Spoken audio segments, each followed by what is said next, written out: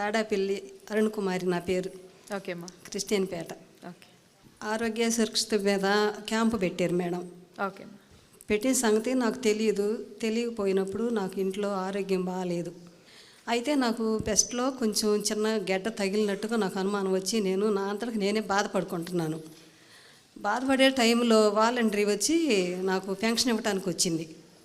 Aunty లేగలేదు ఏంటంటే, నేను లేగలేకపోతున్నానమ్మా, నాకు నొప్పి వస్తుంది, గడ్డ ఫస్ట్లో రాలేదు, మరి నాకు అనారోగ్యంగా ఉండట్టు భయం అనిపిస్తుంది అని అంటే, లేదు ఆరోగ్య సురక్షిత మీద క్యాంపు పెడుతున్నారు ఆంటీ, మీరు కంపల్సరీగా చూపించుకోవాలని అంది.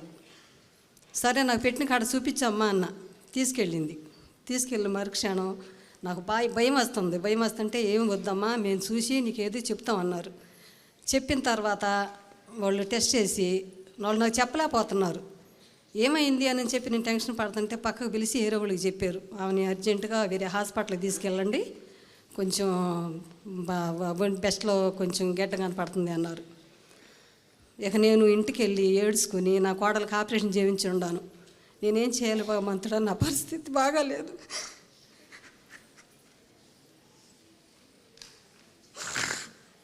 నేను చెప్పుకోలేక నా కోడల్ని దగ్గర పెట్టుకుని నా కోడళ్ళు నేను ముగ్గురం కూర్చుని ఏడ్చుకున్నాము.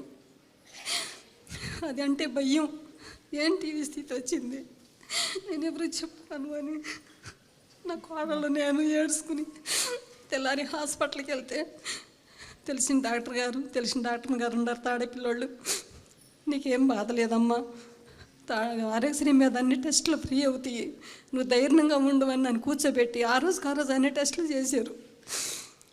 చేసిన తర్వాత ఇంకా ఆంటీ నీకు భయం ఏమీ లేదు, అంత పెద్దదేం కాదు, చిన్నదే, ఫస్ట్ స్టేజీలో ఉంది, మేము ఆపరేషన్ చేస్తామని నాకు ధైర్యం ఇచ్చారు. ఇచ్చినా కూడా నాకు ధైర్యం లేదు. ఇంటికి వెళ్ళిన తర్వాత అన్నీ చదువుకుంటున్నా, ఇవన్నీ నేను చూడగలుగుతానా, ఇవన్నీ నాకు ఎందుకు అని తీసి చిమ్మేసేస్తున్నాను, అన్నీ గొడవ చేసేస్తాను. ఇంక నేను బతకను, నాకు ధైర్యం చెబుతున్నారు కానీ లేదు, ఇక నేను బతకను, 10 రోజులు ఉంటాను, 20 రోజులు ఉంటాను, నా ఆందోళన నాకు. అయినా కానీ ధైర్యం చెప్పి తీసుకెళ్ళారు, ఆపరేషన్ చేయించారు. నాకు ₹1 ఖర్చు కాలేదమ్మా, మంచి భోజనము, టిఫిన్, పాలు అన్నీ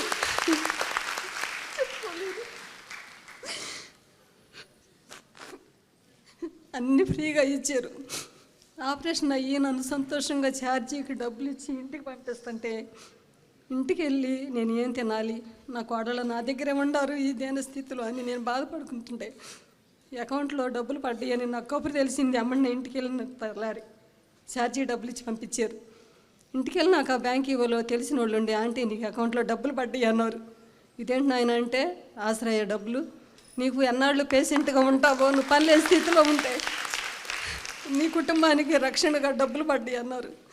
తండ్రిని ఉండవా నాయన, వాళ్ళ నాన్నబెట్టిన భిక్షాత కొడుకు కూడా పెడుతున్నాడు, ఇంకా ఎంతమంది ఇంట్లో పెద్దోళ్ళు బతికుండాలి, అందరికీ కూడా నువ్వు సహాయం చేస్తున్నావని నేను ఆ రోజు నుంచి నేను ప్రార్థించుకుని నేను ప్రతి ఒక్కరికి చెబుతున్నాను, అందరూ కూడా ధైర్యంగా ఉండండి, చూపించుకోండి అని. నాకు చాలా సంతోషంగా ఉంది. 5 లక్షలు నుంచి 25 లక్షలు చేశారని చెప్పి నాకు ఆరోగ్యశ్రీ కార్డు కూడా ఇచ్చారు సార్ గారు పిలిపించి. నాకు చాలా సంతోషంగా ఉంది. మళ్ళీ జగన్ బాబు రావాలి, ఇంకా ఎవరు వచ్చినా వాళ్ళ కాదు, ఆయన సంతోషంగా పైకి రావాలి, ఆయన గురించి ప్రార్థనలు పూజలు అందరూ చేయాలి. ఇప్పుడు బాగుందమ్మా ఆరోగ్యం? ఇప్పుడు బాగుందా? మందులన్నీ కరెక్ట్గా వేసుకుంటున్నారా? కూడా ట్రీట్మెంట్ ఉంది ఈ రోజు కూడాను. అమ్మా ట్రీట్మెంట్ ఉండి ఇక్కడికి వచ్చారా? మన దగ్గరికి వచ్చినప్పుడు కూడా అప్పుడు ట్రీట్మెంట్ ఆ రోజే నేను బాధ వేసుకుని వచ్చా. పెట్టింది మనమైతే నాకు ఎందుకు జరగదు అన్న ధీమాతో వచ్చాను. డాక్టర్లు సిస్టర్లు అసలు మంచిగా నా పేరు గుర్తు పెట్టుకుని నన్ను బాగా చూసుకుంటారు. అసలు నిజంగా దేవుళ్ళు వాళ్ళు డాక్టర్లు కూడానమ్మా, వాళ్ళకి నిజంగా ఆఫీసి దేవుడు నిండుగా ఇవ్వాలి. అరుణ గారు, మీకు ఇప్పుడు ధైర్యం వచ్చిందా? కొంచెం ధైర్యం మామూలుగా కాదు మేడం. అవునా? అడవిలో వెళ్తాను జగన్ గారు. ఇప్పుడు మీరు ఇంకా మిగతా వాళ్ళందరికీ ధైర్యం ఇవ్వాలి. నాతో పాటు మా ఇంటి దగ్గర ఆమె కూడా, నేను అడ్మిట్ అయిన రోజు ఒక ఆమె అడ్మిట్ అయ్యింది, అదే రోజు ఆపరేషన్ ఆమెకు కూడా ఒక 4 రోజులు అటు ఇటుగా. ఓకే. ఆమె ధైర్యం లేక చూయించుకోలేదు, నాతో పాటు చూయించుకుంది, ఆమె కూడా బాగుంది. ఇంకా చాలా మంది చెబుతున్నాను, నేను తీసుకెళ్తున్నాను కూడా అక్కడికి. ఓకే, అందరూ బాగా చూస్తున్నారు. ఫుల్ ధైర్యం వచ్చింది మేడం, అక్కడ డాక్టర్లు బాగా చూస్తున్నారని. మీరున్నందువల్ల మాకు ఎప్పుడు ధైర్యమే. ప్రతి ఇంట పెద్దోళ్ళు ముసలోళ్ళు అనేవాళ్ళు ఇటు వరకు లేరు. ఇప్పుడు ఉంటున్నారు ఆరోగ్యంతో. అసలు హాస్పిటల్లో చూస్తే ప్రతి ఒక్కళ్ళు కూడా ఆనందంగా ఉంటున్నారు, ధైర్యంగా చూపించుకుంటున్నారు. ఒక్కదాన్నే ట్రీట్మెంట్ తీసుకుంటున్నాను నేను వెళ్ళి. ఆపరేషన్ చేయించుకుని ఇంటికి వచ్చిన దగ్గర నుంచి నెక్స్ట్ నెల నుంచి కీమోలకి పెట్టుకుని ఒక్కళ్ళు నడవలేరు, బలహీనం అవుతారు. కరెంటు పెట్టినా కీమోలు పెట్టినా నేను ఒక్కదాన్ని వెళ్ళా, నా పిల్లల్ని కూడా రానియలేదు.